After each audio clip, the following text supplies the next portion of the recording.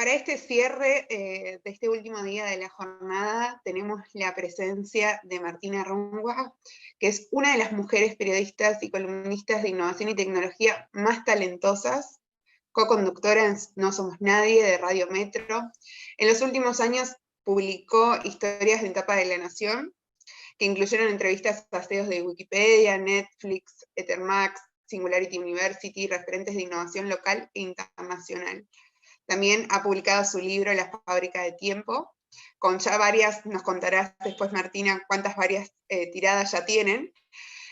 Tuvimos el honor de tener a Martina Rúa en otras ediciones de Innovatur, y hoy es un honor también contar con ella y que nos acompañes en esta nueva reinvención del programa en versión online.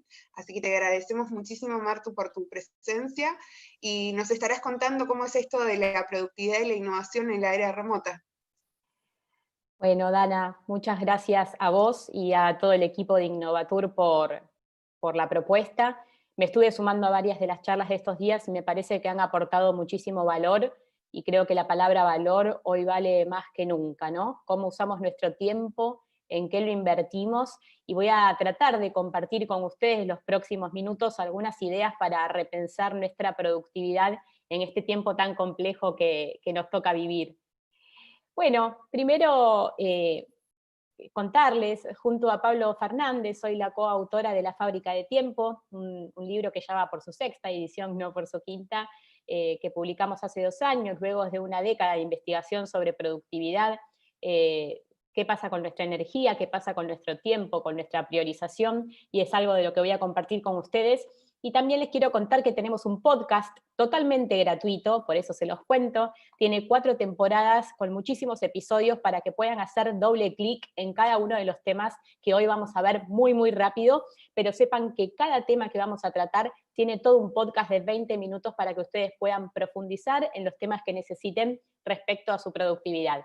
De hecho, hace 10 minutos terminé de grabar un episodio especial sobre padres, madres y pandemia, que sé que es un tema muy álgido, así que ese va a estar publicado muy, muy pronto.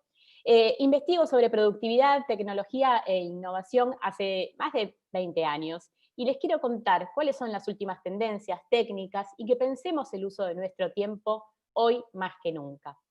¿Qué les viene a la mente cuando piensan en el tiempo? ¿Qué les viene al corazón? ¿Cuáles son las emociones que surgen cuando uno piensa en el tiempo? Es muy posible que en estos 100 días que estamos cumpliendo en AMBA, y si estás en otros lugares del país, quizás no tantos, pero también con muchas restricciones, en los cuales el tiempo tomó otro formato, ¿no? Las emociones están más al frente que nunca, y realmente nos está haciendo muy complejo usar ese tiempo de una manera productiva.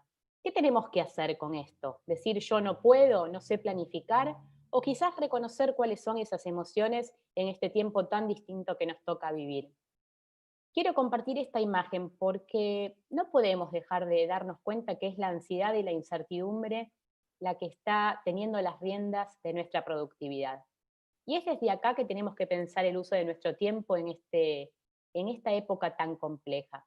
No solo pensarla, sino transmitirla. Hay conversaciones que tenemos que tener con las personas con las que trabajamos y también con las que vivimos, donde la ansiedad está muy al frente.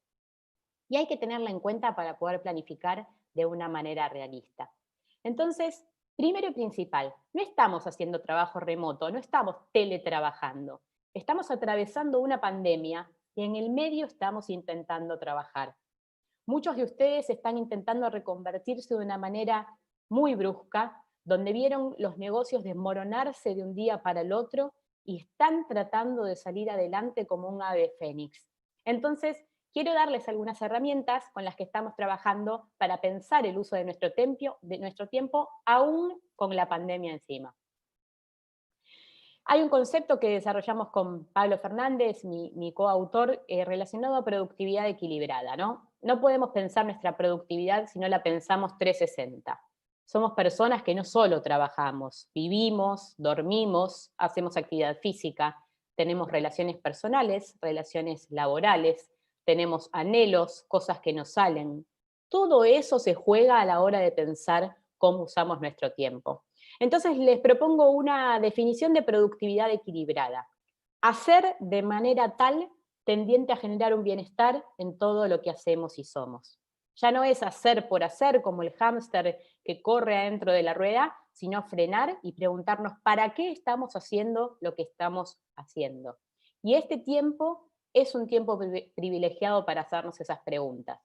¿En qué estoy invirtiendo mi tiempo? ¿En qué estoy invirtiendo la última hora? ¿Fue en preocuparme o fue en ocuparme?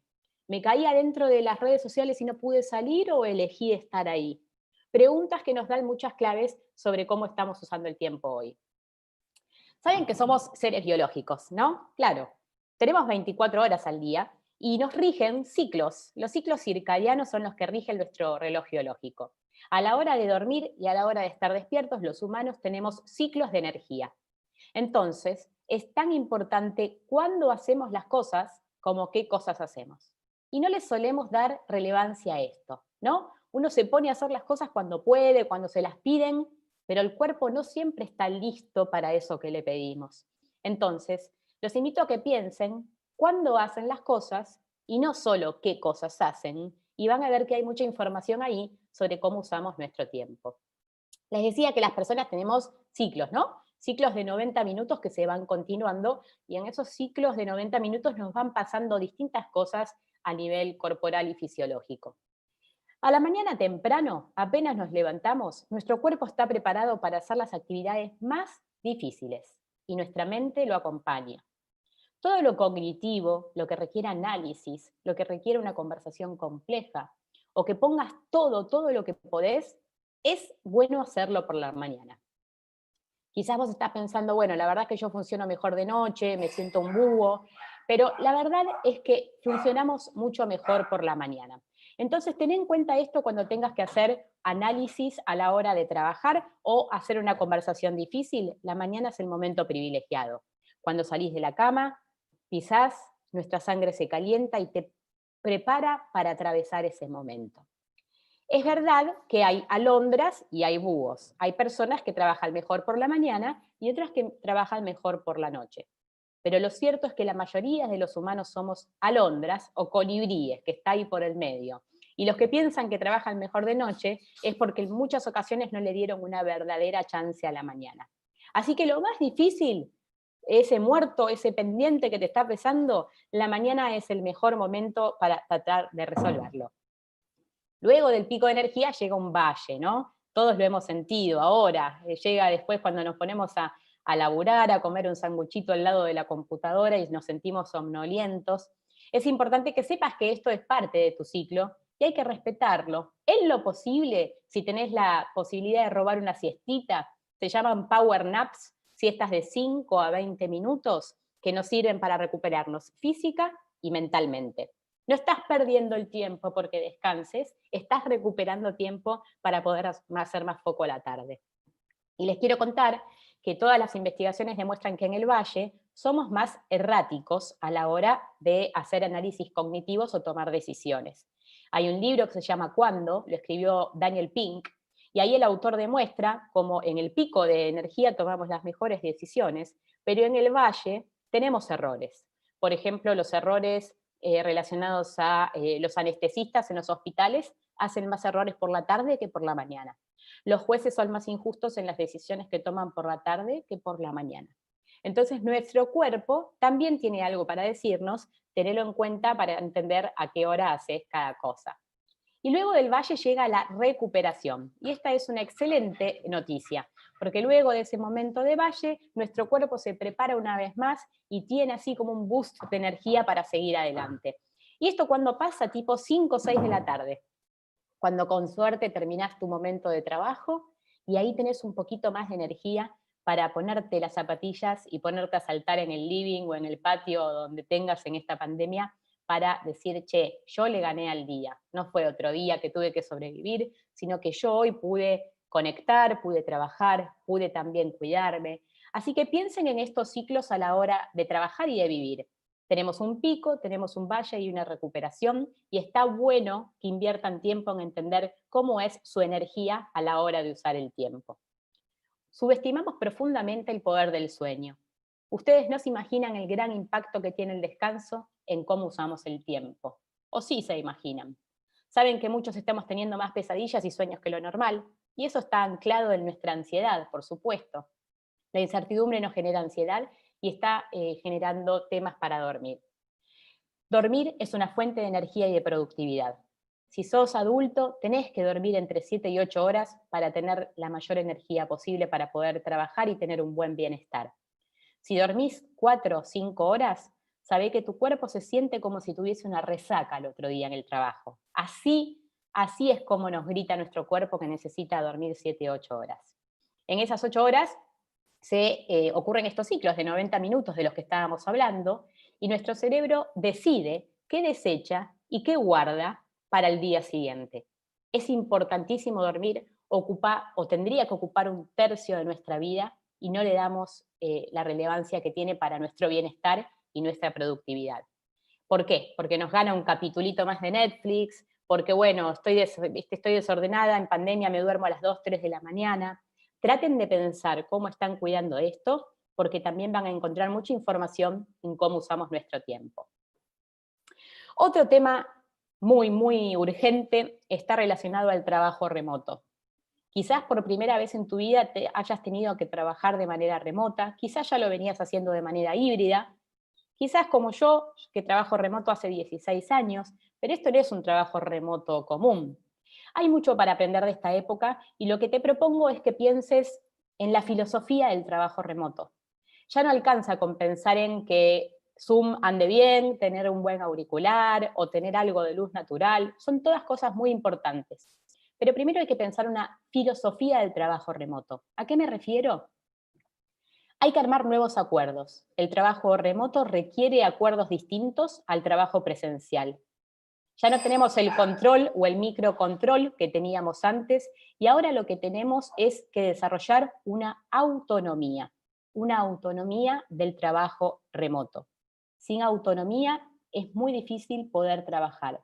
¿Y cómo se genera esa autonomía? Generando conversaciones, de acuerdos donde uno puede preguntarle al otro qué necesita y donde haya una confianza y una responsabilidad a la hora de trabajar.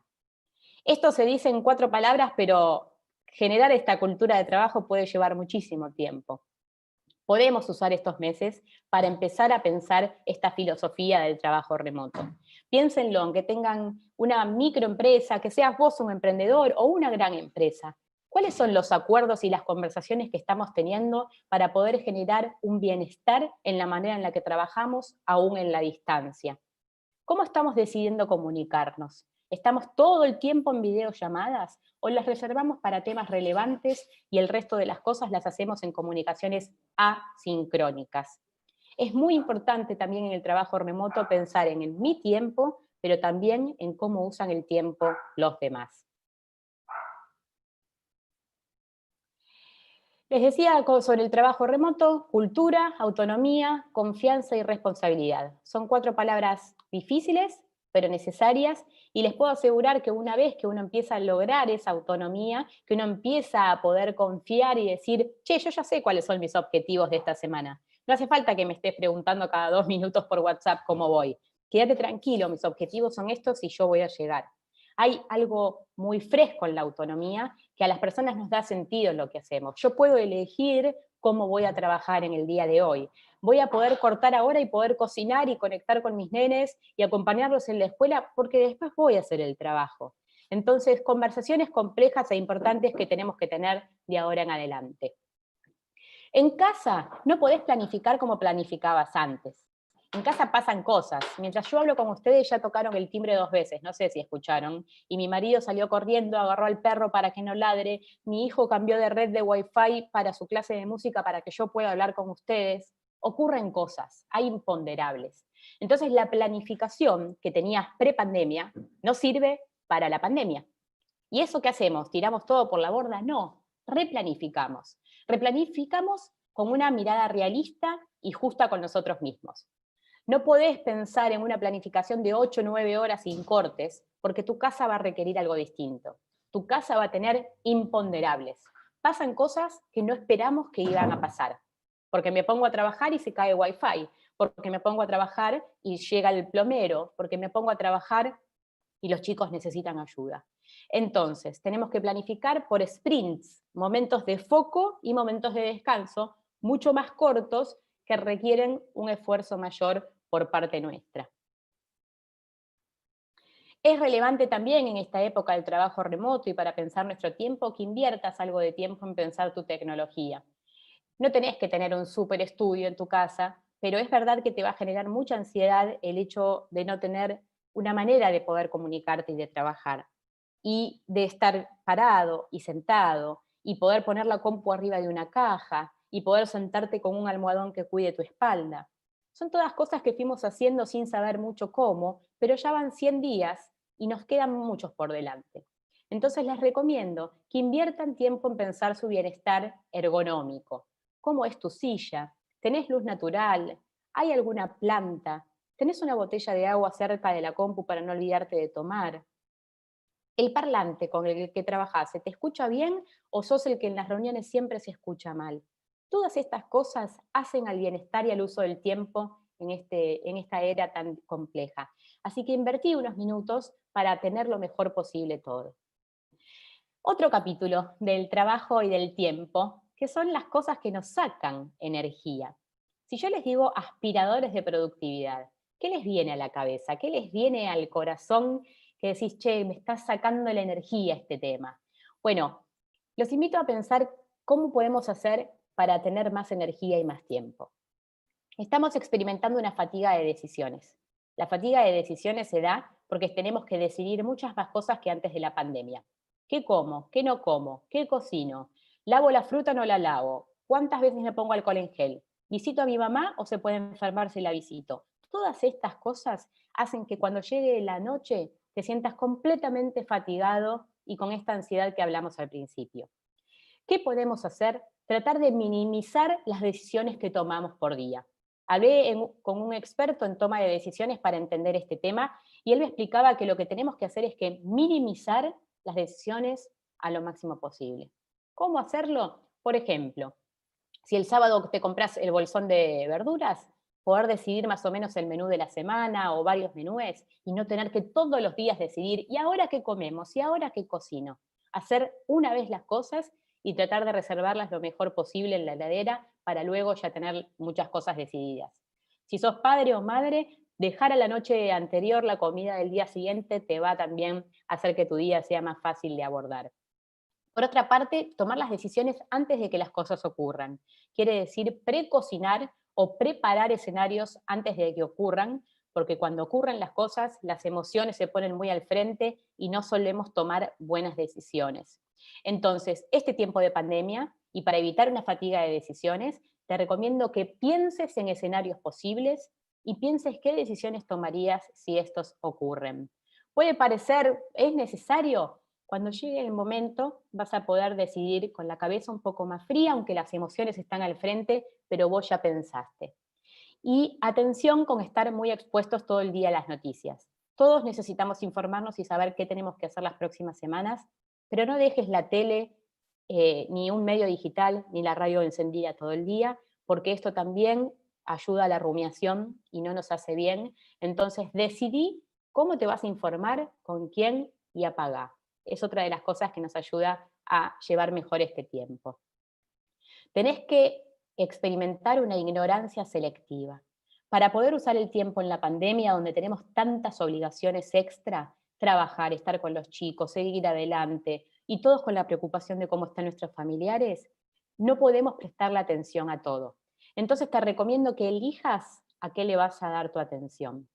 Apaga las noticias, privilegia un tiempo en familia, no asistas quizás a todas las reuniones si tenés posibilidad de no asistir. Ignorancia selectiva para cuidarnos en este tiempo. Cuidado con posponer las cosas que tenemos que hacer. Conocen la palabra procrastinación, ¿no? Se trata de demorar nuestras obligaciones. Y hay muchos que antes hacíamos las cosas porque alguien nos controlaba o nos miraba en la oficina. Y acá, ¿quién nos mira? Somos nosotros mismos nuestros propios jueces. Es más difícil. Pero atención con la procrastinación, porque muchas veces no es simplemente me colgué, lo hago después. Y no es un momento de ocio entre que no lo haces lo que tenés que hacer. Entonces te recomiendo empezar a partir las tareas para poder abordarlas. Si vos decís, mañana lavo, mañana cambio las sábanas, mañana tengo esa conversación difícil, mañana hago el informe, mañana veo, es muy posible que te sientas apesadumbrado durante el día. Entonces, dividir las cosas, hacerlas chiquitas para avanzar y no procrastinar. Esta es una pequeña estrategia que se llama SMART, que es hacer cosas específicas, medibles, alcanzables, realizables y en un tiempo determinado. Esto es para que los planes no sean abstractos y vos puedas agarrar tu semana. Vos no podés decir, quiero tener una casa más linda. Vos tenés que planificar de esta manera, decir, quiero pintar el patio. ¿Cuándo? Lo voy a hacer la próxima semana. ¿Es alcanzable? Sí, tengo el pincel y tengo la pintura. ¿Es realista? Sí, porque tengo 2 horas libres por día, tengo una pinturería a 5 cuadras, tengo unos manguitos para comprar. Tiempo lo voy a hacer la semana que viene y la otra. Metele SMART a todas tus decisiones para no procrastinarlas y poder seguir adelante más allá del tiempo de la pandemia. Hacé una cosa a la vez. Ya sé, me vas a decir, Martina, es totalmente imposible. ¿Dónde vivís? Acá en casa hay que hacer todo a la vez. Bueno, chicos, nuestro cerebro no está cableado para que hagamos todo a la vez. Está cableado para que hagamos de a una cosa a la vez. Si vos haces 2, le metés interferencias y se le empieza a complicar. ¿Esto quiere decir que no se pueden hacer? Sí, obvio. ¿Cuántas veces estuvimos tratando de ayudar con la tarea mientras cocinábamos los buñuelos? Bueno, pero hay una de las cosas a la que le estamos quitando calidad y eso nos agota. Hacé de a una cosa a la vez, chiquita, y seguí a la siguiente. Otro gran consejo para este tiempo es evitemos la reunionitis. No sé cómo vienen de esa enfermedad que muchos las tenemos. Ahora se llama la Zoomitis. Estamos todo el día en video call. Y ustedes saben que hay una fatiga de video call, y esto no te pasa solo a vos, nos pasa a todos, y tiene que ver con que requiere otro lenguaje. Yo me siento muy expuesta porque vos estás viéndome la cara, estás viendo mi casa, encima me tengo que ver la cara mía. Es realmente agobiante la cantidad de video calls que tenemos por día. Reservémoslas para cuando sea necesario vernos y que eso genere una relación y sume al día. Respetá tu tiempo y respetá el tiempo de los demás. Y todas las comunicaciones que puedas tener de manera asincrónica, déjalas para eso. Un mail, un lugar en la nube, un documento donde quede la información. Comunicaciones que no requieran el sincrónico, sobre todo para padres y madres que necesitan estar libres para cosas que vayan pasando, pero aunque no seas padre y madre también te pasa. Entonces, menos Zoomitis y más comunicaciones asincrónicas para este tiempo. Ojo con la tecnología, porque si bien es un cordón umbilical y nos está ayudando a comunicarnos y estar muy conectados con las personas que queremos, y eso es fundamental, también nos absorbe nuestro tiempo. Apagá las notificaciones, que no esté todo el día requiriéndote el celular, que sea una herramienta que vos elijas cuándo usás y que no sea la tecnología la que requiera tu atención todo el tiempo. Escuché a muchas personas decir, no puedo más con la tecnología, no para de sonarme, de pedirme, me entran 5 pedidos por 5 herramientas distintas, Slack, chat, esto. Bueno, solamente dejala que sean urgentes para las cosas que tenés que resolver para poder seguir adelante. Deja que el celular juegue a tu favor. Quiere decir que usa las aplicaciones que necesites para comunicarte. Si ves que estás usando mucho las redes sociales, toma decisiones. Hoy cada vez más las redes nos empiezan a avisar cuando los estamos usando mucho y tenés varias herramientas digitales para entender cuánto tiempo estás usando cada aplicación y tomar decisiones al respecto. El universo del bienestar digital está naciendo y es importante que pienses en eso. Ya no cuánto tiempo usas el celular, sino si tenés un plan de bienestar digital. Cómo lo estás usando y qué emociones te genera es muy relevante también en este tiempo tan difícil. Porque se trata de cuidar las relaciones, ¿no? No sé si les pasó alguna vez algo parecido a esto, pero en casa a veces pasa. Se trata de estar presente donde queremos estar.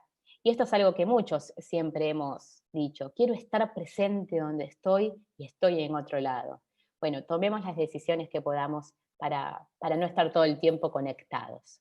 Algunas técnicas rápidas que les doy, le tiro los nombres. El que quiere profundizar, recuerden que pueden ir después a a escuchar los podcasts o me contactan y yo se las explico por fuera de esto. Una que yo uso mucho es Obvio, agenda y lista de pendientes. Son dos pilares fundamentales para poder seguir adelante y te pueden parecer una obviedad, pero todo lo que no está anotado está en tu cabeza haciendo ruido. Entonces, sacalo de tu cabeza que la necesitas para otras cosas, metelo en la agenda, metelo en la lista de pendientes, haz una lista de pendientes posible, no metas 14 cosas, mete 5 que juegue a tu favor, son los dos pilares fundamentales. Pomodoro, esta técnica es muy fácil, la uso todos los días, 25 minutos de foco, 5 de descanso. Esto te va a permitir hacer foco en los momentos más complejos de tu casa. Podés hacer arreglos con tu familia. Che, ¿quién cuida a los chicos? 20 minutos, voy a hacer foco en esto. Che, vos cocinás, ese tiempo lo uso para hacer esto. Entonces, acuerdos y foco es realmente una herramienta que te va a servir mucho. Otra, regla de los 2 minutos. Muchas cosas se pueden resolver en 2 minutos y las solemos posponer. Fíjate todo lo que podés hacer en 120 segundos y no posponer.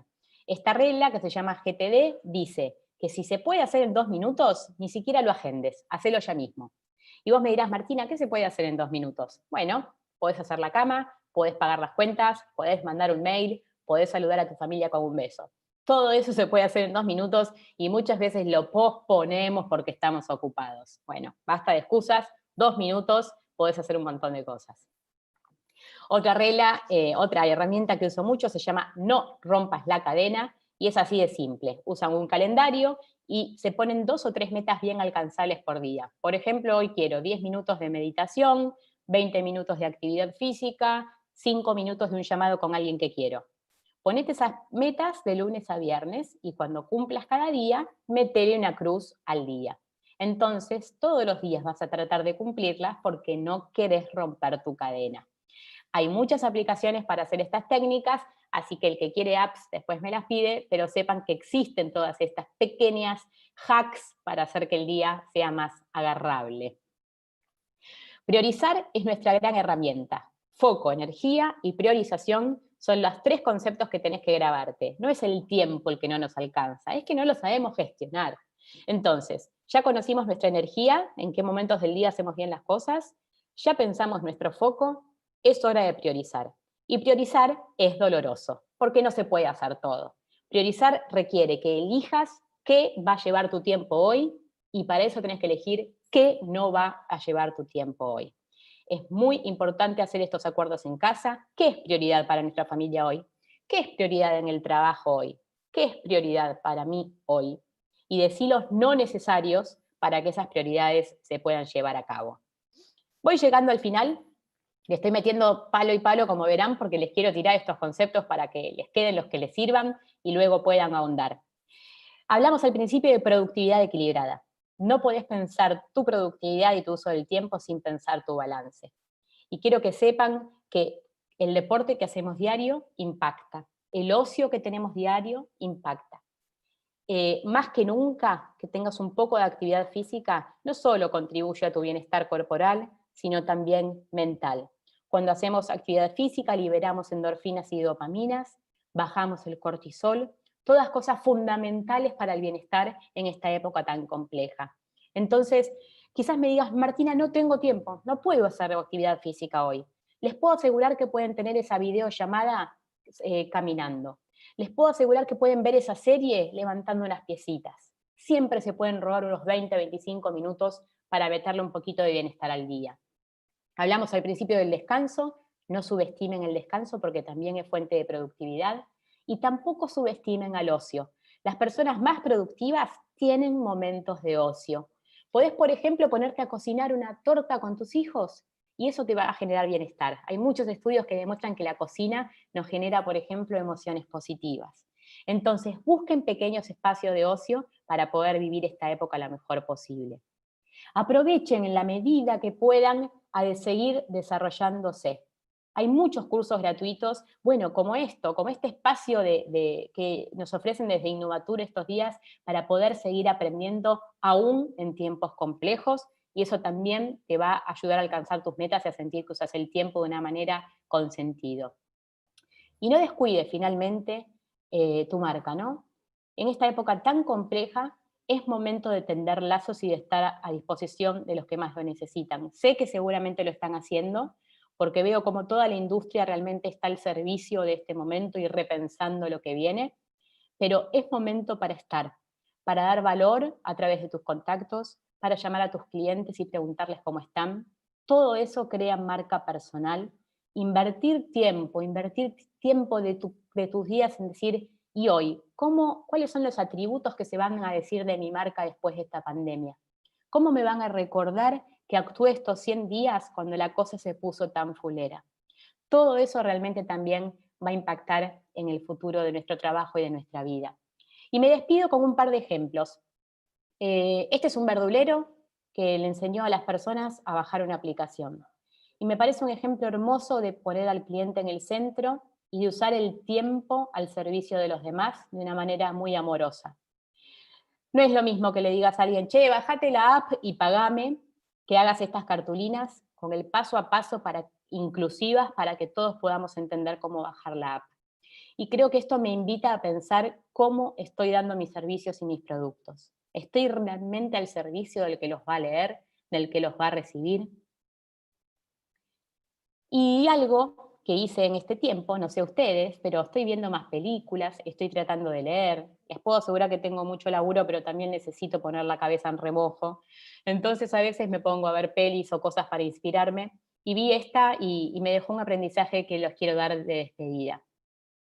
En esta película del rey sexto o séptimo, tenían una lucha muy compleja, Francia contra Inglaterra, y los franceses eran muchos más, tenían un batallón, tenían caballos, tenían armaduras súper buenas, eran por lo menos 10 veces más que los ingleses, tenían todo para ganar la batalla final los franceses. Sin embargo, los ingleses dicen, vamos a dar la lucha igual. La mano derecha del rey le dice, yo sé cómo podemos atacar de noche, pero tenemos que sacarnos las armaduras, tenemos que ir sin caballos, el terreno va a ser fangoso y ellos no van a poder pelear ahí porque nunca pelearon en un terreno fangoso. Salen al campo de batalla y termina ganando el ejército inglés con muchísimas menos gentes y mucho menos preparados. Apenas terminó la película dije, che, siento que nos están hablando a nosotros, ¿no?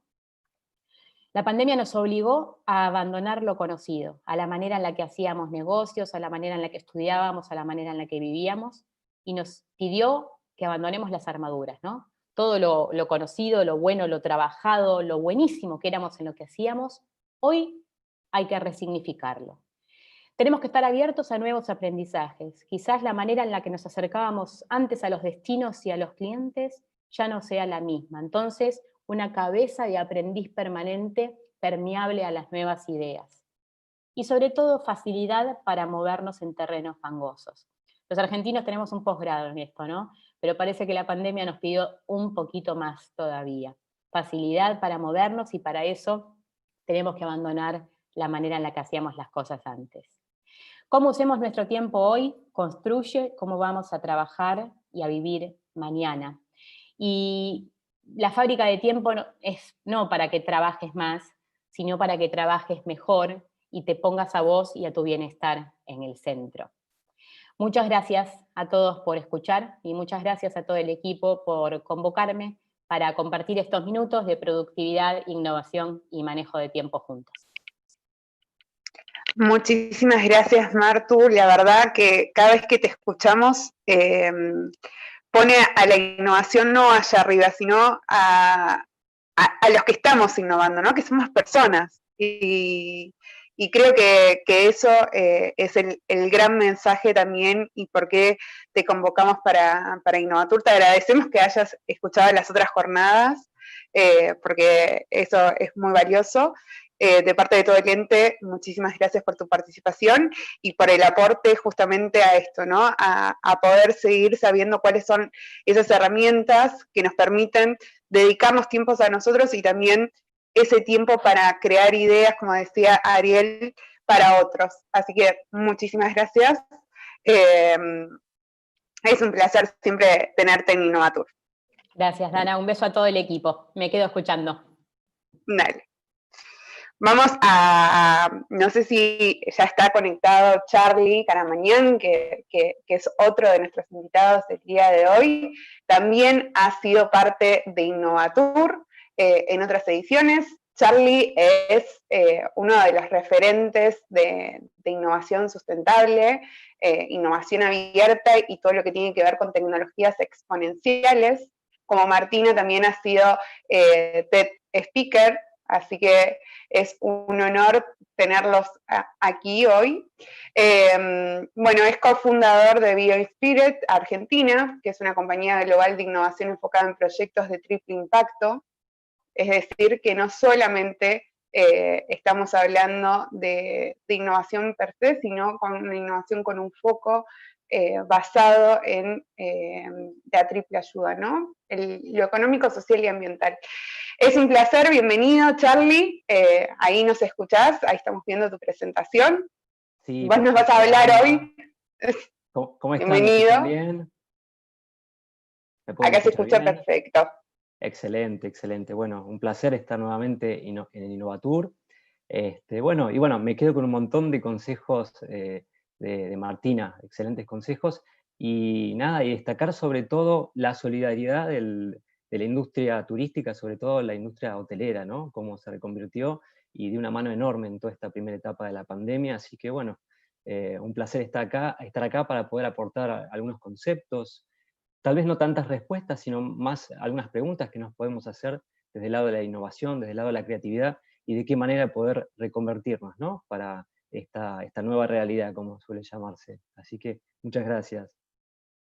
Muchas gracias a vos. No quiero dejar de mencionar que has sido ganador de diversos desafíos a nivel mundial, incluso el de la NASA, hace muy poquito, que tenés la primer casa sustentable, que es la Casa G, así que, bueno, es un placer nuevamente tenerte acá y te dejamos todo para vos para que nos hables sobre esta teoría del cisne negro, ¿no? Y cómo puede llegar a ser el COVID reconocido como esto.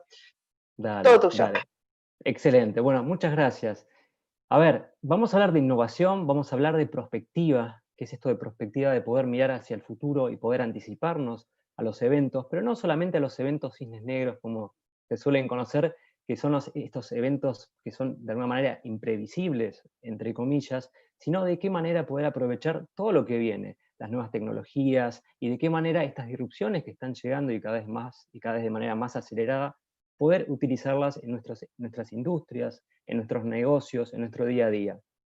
¿Qué es esto del cisne negro? Bueno, es básicamente una metáfora, es una teoría. Hay un libro escrito por Nicolás Taleb que lo que cuenta que estos, eventos, sucesos cisnes negros, son estos sucesos que nos toman por sorpresa, por lo menos para la persona que lo está observando, que tienen un gran impacto en nuestra vida, en nuestra sociedad, en nuestras actividades, ¿no? Y que después de que suceden, los tendemos a, de alguna manera, racionalizar, y creemos que lo podíamos haber previsto de alguna manera o no. Bueno, ¿por qué cisne negro? Bueno, antiguamente en la Europa precolonial, ¿no? Se creía que todos los cisnes eran blancos porque no conocían a los cisnes negros.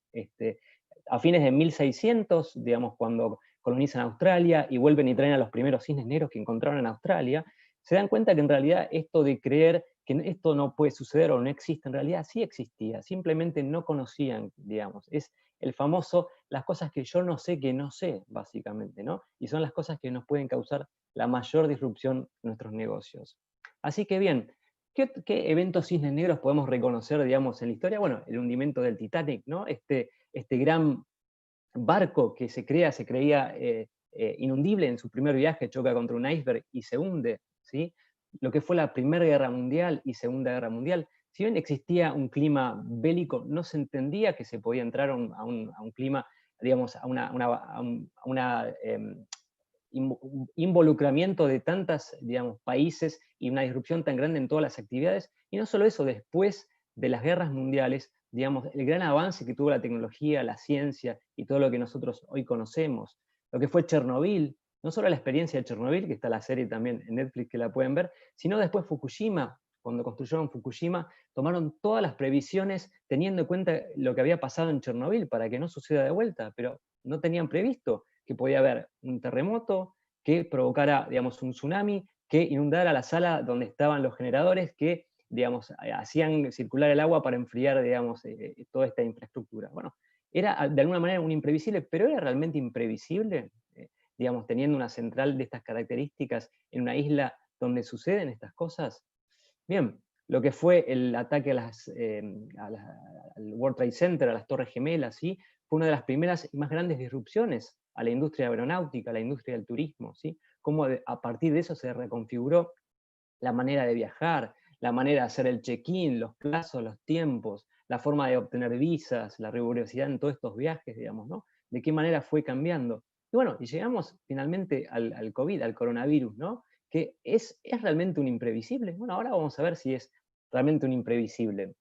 Nosotros, desde el mundo emprendedor, solemos decir que vivimos en un contexto VUCA o VICA, ¿no? Porque es volátil, ¿no? Por la velocidad en que cambia nuestro entorno, las cosas que suceden. Es incierto, ¿no? Porque es difícil anticiparte a todos estos nuevos sucesos porque cada vez son más y cada vez llegan de una manera más rápida. La complejidad del entorno, las variables que cada vez son más, porque vivimos en un contexto globalizado, y fíjense cómo hoy estamos afectados por algo que se inició en China hace, digamos, un poco más de 5 meses.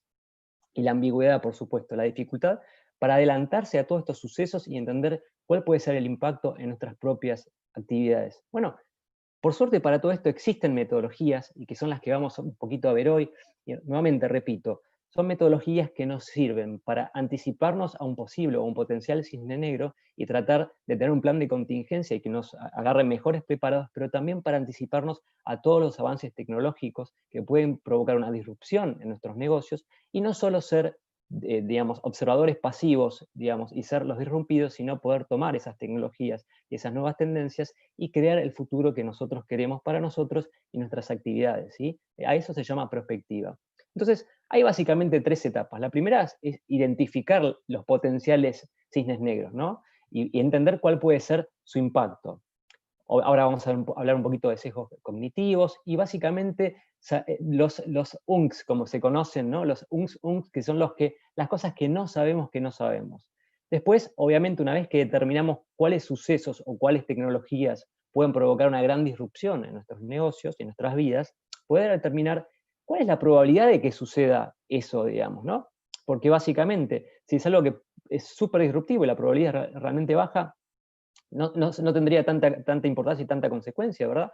Nuevamente vamos a ver esto de evitar los sesgos cognitivos y manejar todas estas probabilidades, cómo entender cuál es la probabilidad de que suceda un evento de estas características. Y finalmente, una vez que determinamos cuáles son los potenciales cisnes negros, o sea, los riesgos, y entender básicamente cuál es la probabilidad de ocurrencia, trazar una estrategia, ¿no? Un plan de contingencia, para estar mejores preparados, pero no solo eso, poder entender y mapear cuáles son las oportunidades que tenemos para nosotros ser los que creamos la disrupción y no ser los disrumpidos.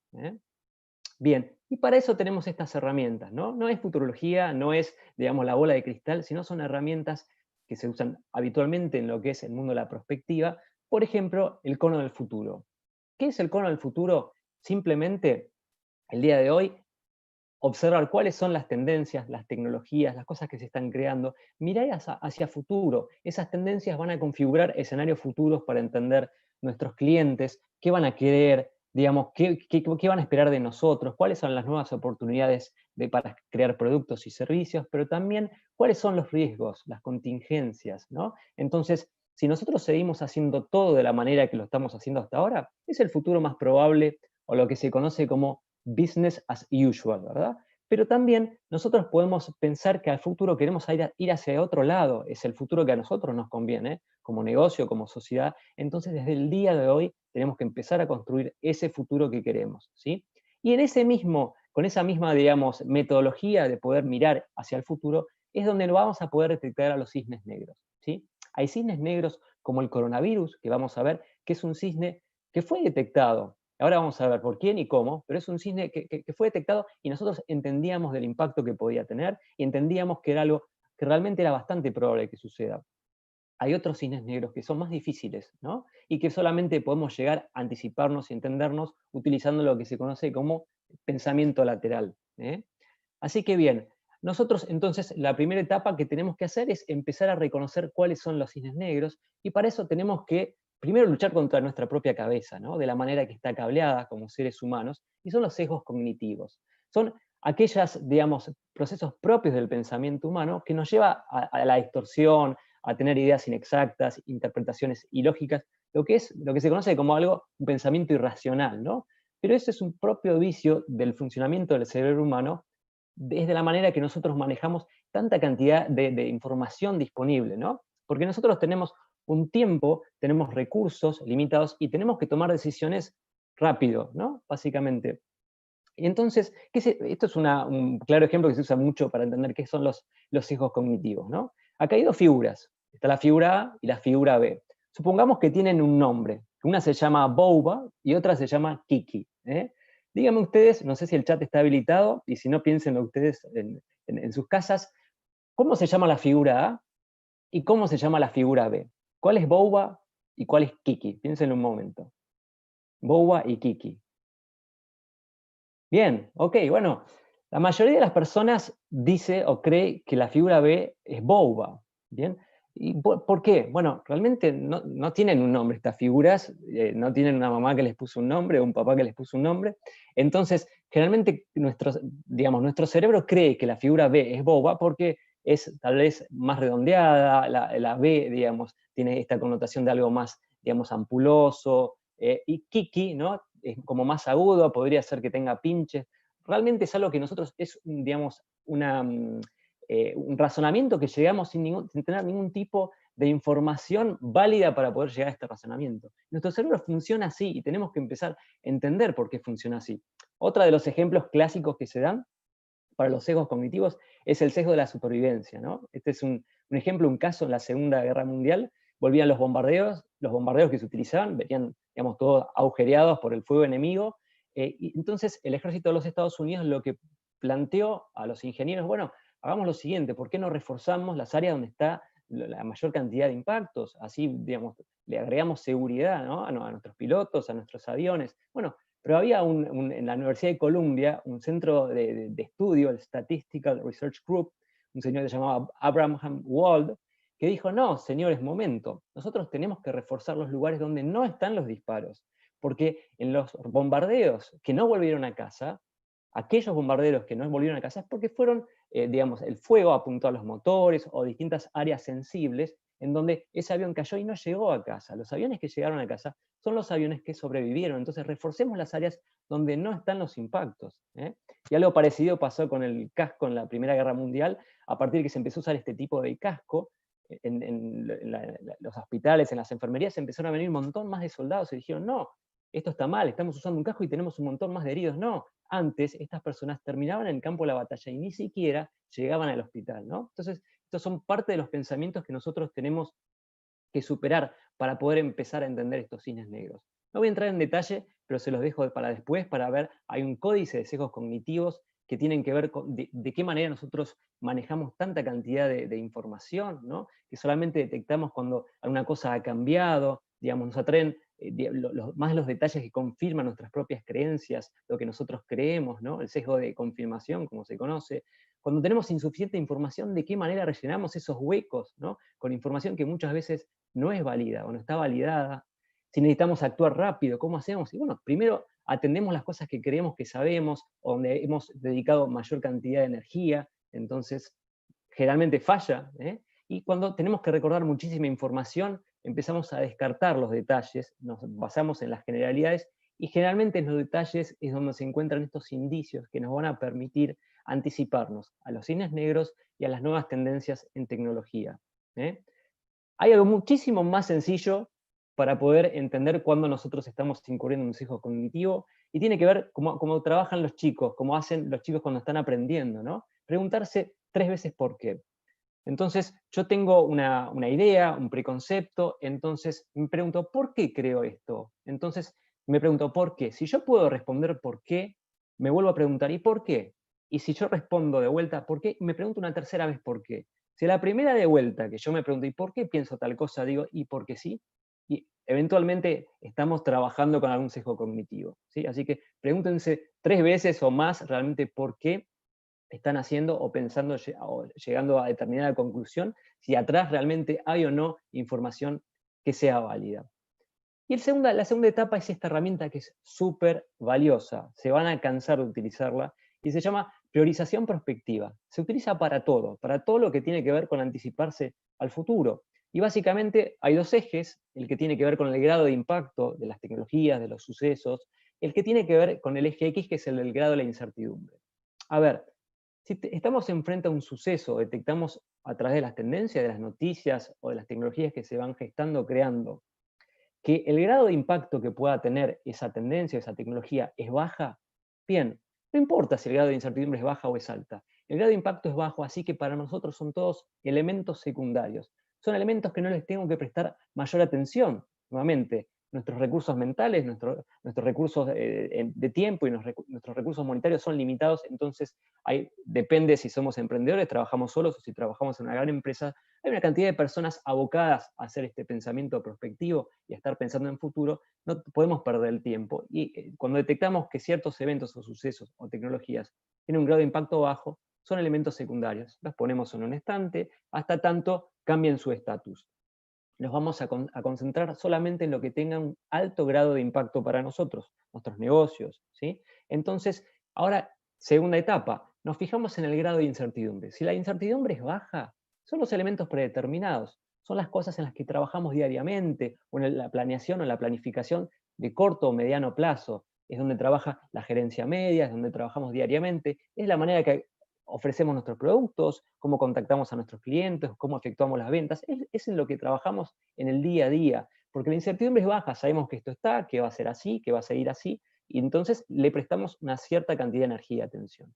Pero donde tenemos que prestar una gran cantidad de energía y atención, sobre todo las personas que se dedican a mirar hacia el futuro, a estudiar tendencias, es justamente en el cuadrante de la derecha, ¿sí? Que es cuando el grado de impacto es alto, pero el grado de incertidumbre es alta, ¿sí? Entonces, donde están las incertidumbres críticas, van a ser todas las nuevas tecnologías, las tecnologías exponenciales que venimos charlando en distintos Innovatur, básicamente donde entendemos que son tecnologías que van a reconfigurar nuestras industrias, pero no terminamos de entender realmente de qué manera se pueden aplicar o cuál va a ser, digamos, finalmente, cuándo van a terminar de llegar o aterrizar. Y en el extremo derecho, en el máximo grado de incertidumbre, están los cisnes negros. Aún así, están dentro de nuestro foco de atención, los podemos ver, los podemos detectar, los podemos encontrar. Segundo paso, determinar la probabilidad de ocurrencia de estos eventos. Y nos basamos básicamente en estadísticas, en probabilidades. Las usamos a diario y no nos damos cuenta. Cuando nosotros decimos, a ver, el sábado o el viernes, supongamos, existe un 20% de probabilidad de lluvia. ¿Qué quiere decir esto? Quiere decir que, dadas las condiciones climáticas que van a haber el viernes, mediante los estudios, mediante los satélites, el momento de las presiones, digamos, la nubosidad, etc., conociendo de antemano cómo van a ser las condiciones meteorológicas el día viernes, nosotros sabemos que de 100 veces en el pasado, 20 veces llovió. ¿Sí? Entonces, esto de las probabilidades de ocurrencia habla más del pasado que del futuro. Siempre tengamos eso en cuenta. En base a cómo va a estar configurado el futuro, en base a lo que sucedió en el pasado, tomamos una determinación, ¿sí? En este caso sabemos que 20% de chance de probabilidad de lluvia. Entonces, cuando llega el día y tenemos un 80%, un 70% de probabilidad y no llueve, no le echemos la culpa a los meteorólogos, porque en realidad ellos están hablando, las condiciones van a ser tal, y en el pasado el 70% de las veces llovió. Existe un 30% de probabilidad de que no llueva, y generalmente sucede. Esto es de lo más sencillo, vamos yendo a lo más complejo, ¿no? Por ejemplo, cuando hablamos de probabilidades de cuando jugamos con un mazo de póker, por ejemplo, la probabilidad de sacar, por ejemplo, una espada, claro, bueno, es el 25%, ¿no? Porque tenemos 4 tipos de cartas distintas. La probabilidad de sacar un as de espada es 1 sobre 52, hay una sola carta, ¿no? Con estas características, 1,92%. Ahora la probabilidad de sacar un full house ya se empieza a reducir, ¿no? 0,14%.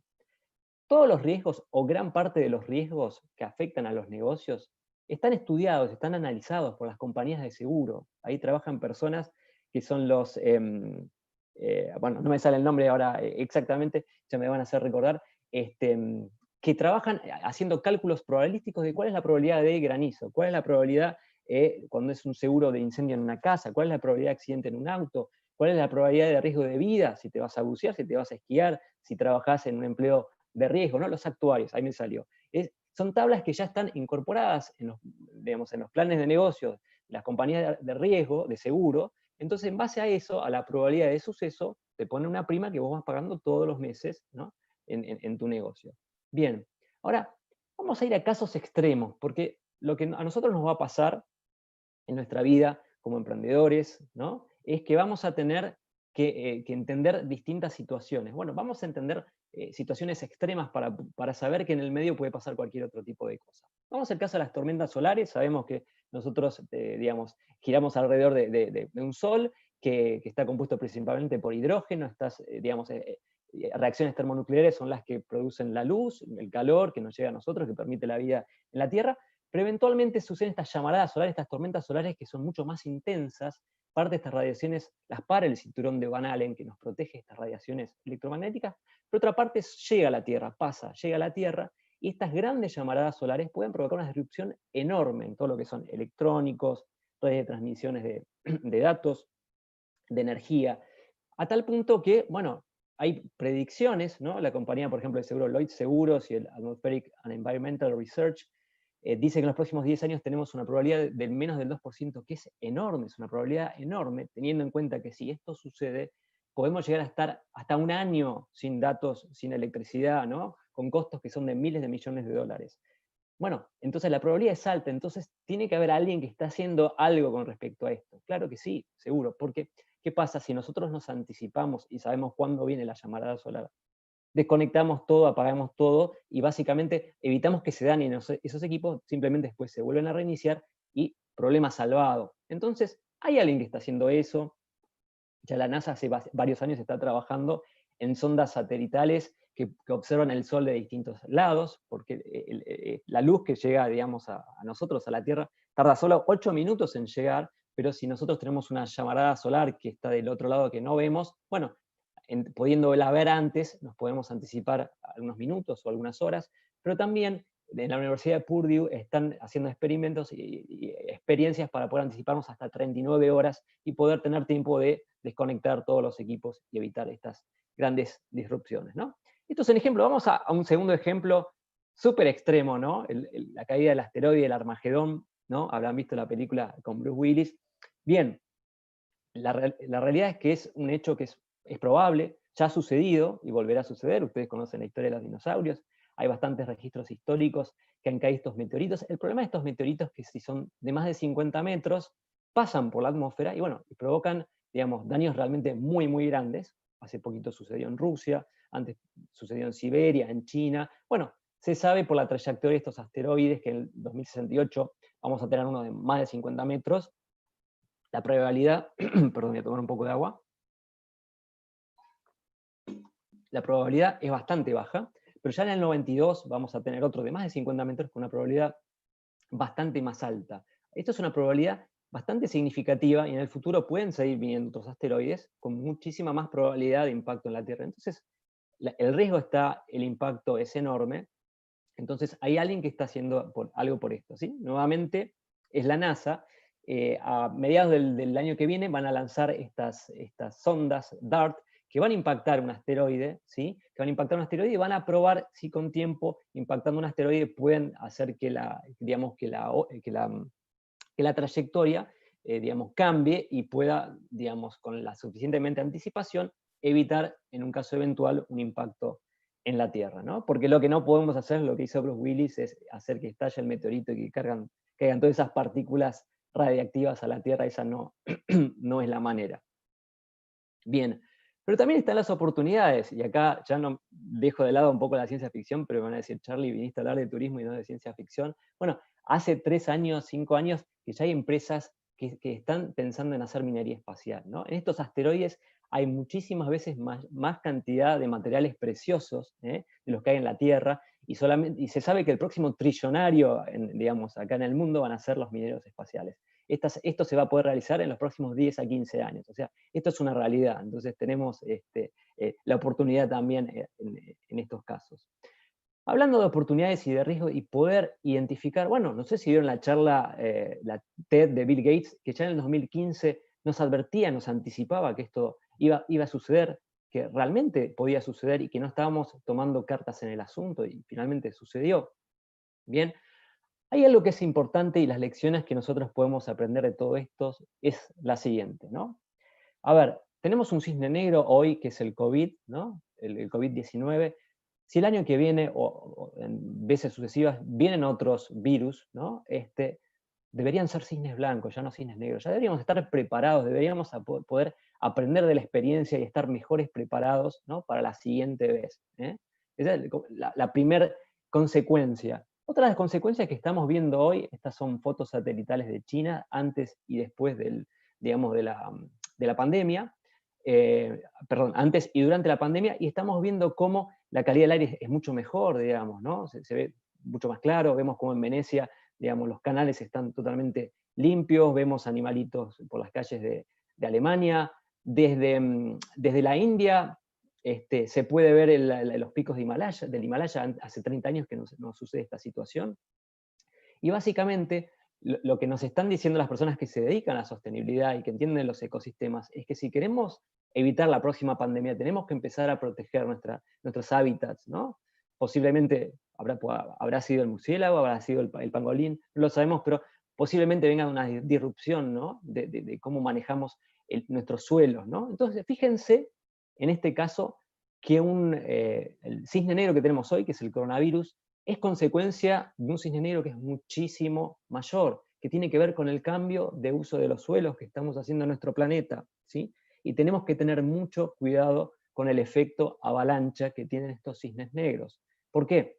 Porque estamos metiéndonos con variables que aún no terminamos de comprender y de manejar, ¿no? Los invito a visitar la página del Centro de Resiliencia de Estocolmo, el Stockholm University. Hay un estudio que se llama Los Límites Planetarios, que establece que hay una cantidad de límites que si nosotros violamos vamos a tener consecuencias irreversibles. Ya hemos violado 3 de estos 8 o 9 límites, y el cambio climático es solo uno de ellos, ¿sí? Está también el uso del fósforo, del nitrógeno, de la manera que usamos nuestros suelos, nuestras aguas. Entonces, tenemos que tener muy en claro y ser muy conscientes hacia dónde vamos, porque cuando nos involucramos y nos metemos con la naturaleza, sucede lo que se conoce como efecto mariposa, ¿sí? El aleteo de un ala se puede sentir al otro lado del mundo, y es lo que sucedió ahora, ¿sí? Esto arrancó en China, ¿verdad?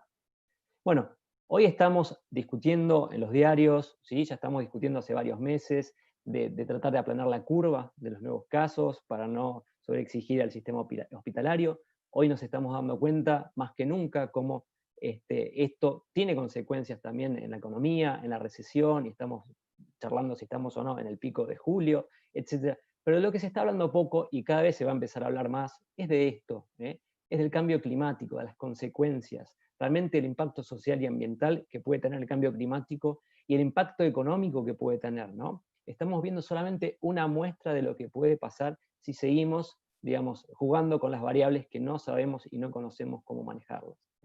Entonces, es claro que el cambio climático es mucho más mortal que el coronavirus, ¿sí? Pero tengo una buena noticia, no son todas malas noticias.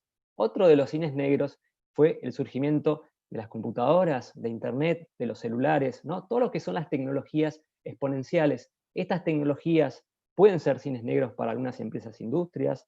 Vemos lo que fue Netflix para Blockbuster, vemos lo que es Airbnb, no justamente ahora, pero todo lo que es Uber y todo lo que fue la cámara digital para Kodak. Pero también estas tecnologías exponenciales son las que nos van a permitir poder resolver estos desafíos que se plantean, ¿no? Redes de computadoras, robótica, inteligencia artificial, biotecnología, fabricación digital, redes, IoT, crowdsourcing, bueno, son todas cosas que están en otras charlas, los invito a buscarlas y a verlas, pero hoy lo estamos viendo cómo cambia nuestra forma de trabajar, nuestro equilibrio, de qué manera nos conectamos con el otro, vemos que muchas de las cosas que creíamos que no se pueden hacer, se pueden seguir haciendo, y extrañamos otras cosas que antes dábamos por sentada, ¿no? No voy a entrar mucho en detalle en esto, pero sí de qué manera esta pandemia está afectando, digamos, a la industria del turismo, una de las más afectadas claramente, pero de qué manera podemos reconfigurar el futuro, cómo hacernos estas preguntas,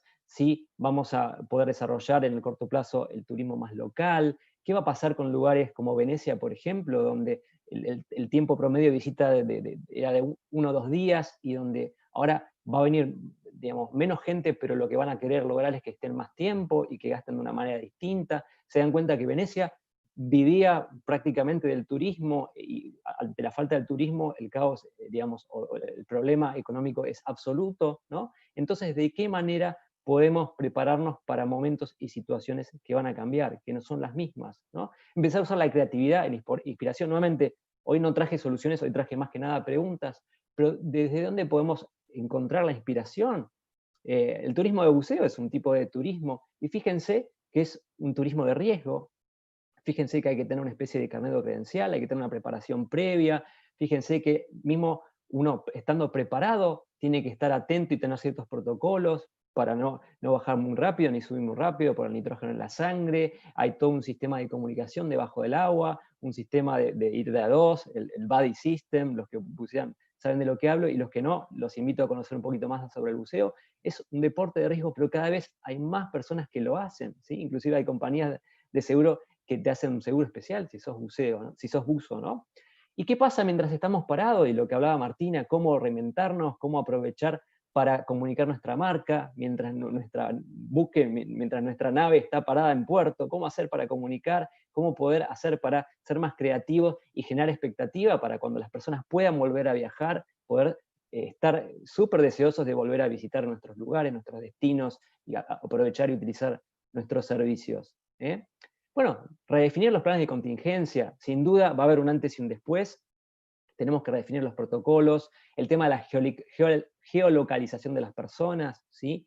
Los requisitos de seguridad que antes estaban en las solicitudes de las propuestas tienen que ser súper claras. Los seguros van a tener que tener en cuenta todos los seguros de viajero, todos estos tipos de nuevas coberturas en casos de pandemia, de relocalización, si te tenés que quedar varios meses en un lugar. Bueno, va a tener que estar contemplado, ¿no? Un cisne negro, digamos, de hoy es un cisne blanco de mañana. Y les traigo ya para casi ya terminando un ejemplo de cómo se puede usar las tecnologías y las computadoras. Esto no es del turismo, pero tiene que ver con cambio climático. La empresa AT&T, acá, bueno, dueña de DirecTV, se dieron cuenta que solamente en el 2017 tuvieron más de 626 millones de dólares de pérdidas a causa del cambio del clima, ¿no? De las catástrofes naturales. Ellos contrataron el servicio de una gran computadora para poder anticiparse cómo todo lo que es el cambio climático a futuro va a hacer una disrupción en sus instalaciones, cuantificar ese impacto, poder evaluar cuáles son sus vulnerabilidades y poder empezar a trazar planes de acción y de contingencia a partir de eso. Entonces, tenemos un planeta. Esta situación de hoy nos hace ver que no somos imprescindibles, e inclusive con menor actividad nuestra el planeta está mejor y no peor. Entonces, ¿cómo hacemos nosotros como humanidad para interactuar y habitar este planeta, digamos, de una manera no disruptiva, usando las tecnologías disruptivas, utilizando la innovación, ¿no? La innovación es un aliado clave para poder hacer más con menos y generar una menor disrupción al planeta y asegurar una mejor vida, ¿no?, para la humanidad en este ecosistema del cual somos parte y no somos únicos integrantes. Finalmente lo dejo con esto, creo que se va a compartir la presentación, pero ¿cómo prepararnos, ¿no?, para el próximo Cisne Negro? Bueno, crear espacios como este, como Innovatur, ¿no?, para empezar a imaginar lo inimaginable, esperar lo inesperado, ¿no?, entender que tenemos que usar la perspectiva, empezar a mirar hacia el futuro, entender cuáles pueden ser las disrupciones, las oportunidades, utilizar la inteligencia colectiva, ¿sí? Hay muchísimas plataformas, empezar a pensar de manera divergente, la curiosidad, la intuición, empezar a trazar estos escenarios futuros, prototipos, simuladores como el que vimos recién del caso de AT&T, y entender que el orden y el caos son dos, digamos, lados de la misma moneda, y que el caos genera energía, genera creatividad, genera innovación, y poder, dentro de todo lo que sucede, aprender una buena lección y hacer de nuestros negocios mejores, más resilientes y más amigables con el planeta. Así que bueno, ahí termina la presentación.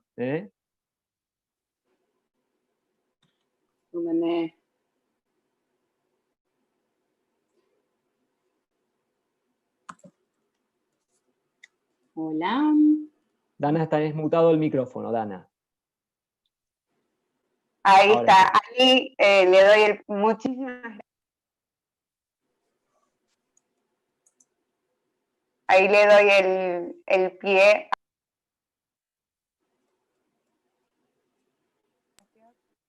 ¿Ahí se escucha? Ahí se escucha. Ahí.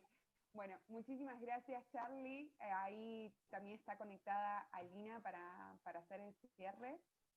Muchas Hola, ahora sí. La verdad que nos quedó esta imagen del cisne negro, que hemos tenido otras crisis y los aprendizajes increíbles. Muchas gracias.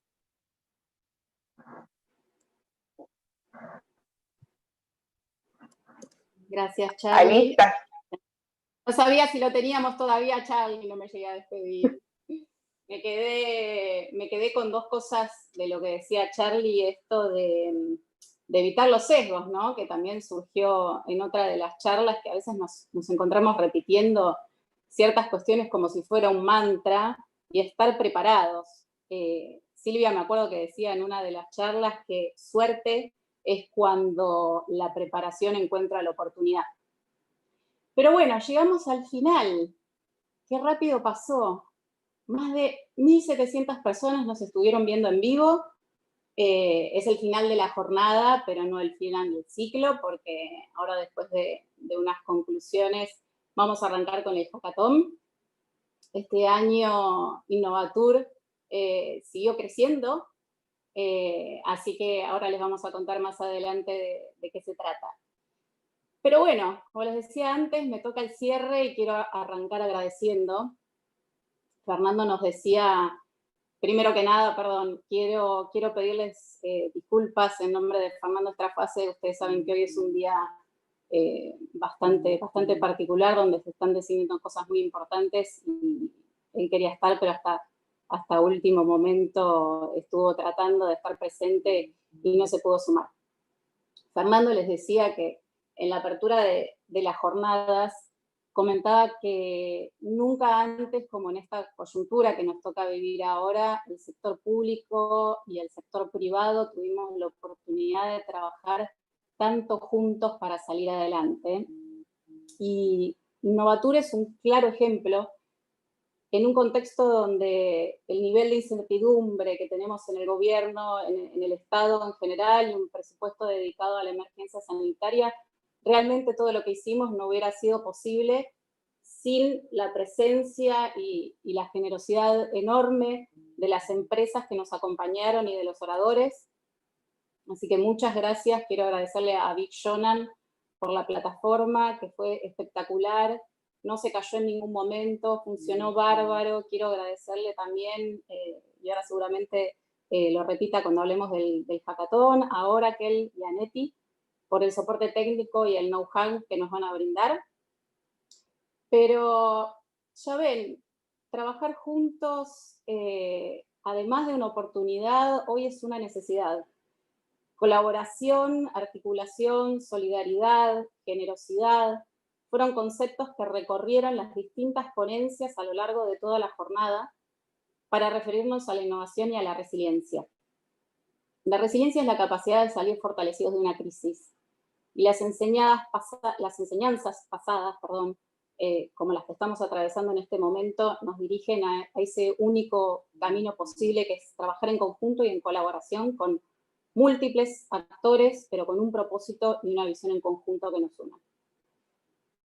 Pato nos decía que el modelo individualista ya fue, que el mundo cambió y que lo colectivo toma fuerza más allá de los intereses individuales.